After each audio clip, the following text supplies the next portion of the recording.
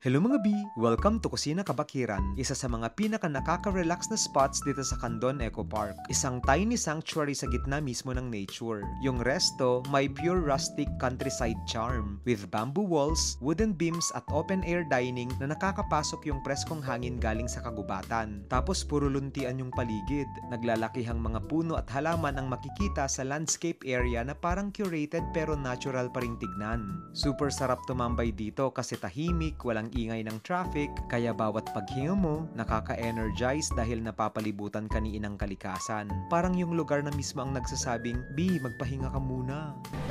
This is the life! Dito sa Kusina Kabakiran, authentic Ilocano dishes talaga ang bida. Pero alam nyo kung ano ang pumukaw sa lahat ng atensyon ko? Yung fried patopat with coconut ice cream. Ay B, hindi ako prepared sa experience na to. Imagine mo, yung simpleng patupat na prinito nila kaya medyo crispy na sa labas, warm sa loob, tapos may coconut ice cream pa na lasang kakanggata. Tapos nag-serve din sila ng hot coffee na may fresh gatas ng baka. Yung strong aroma ng kape, dinagdagan pa ng rich, malinamnam, straight from the farm gatas. Ay, sobrang sarap. Gastronomic talaga itong experience na to. Pagkatapos kumain, nagbike kami around the Eco Park and wow, iba din talaga ang ambience. Sobrang okay magbike dito to burn the calories kasi may wide open spaces, shaded paths, tapos yung hangin sobrang presko. Walang hassle kasi wala masyadong sasakyan. Walang usok, tapos lahat parang naka-slow motion. Sana ma-experience mo rin ito soon.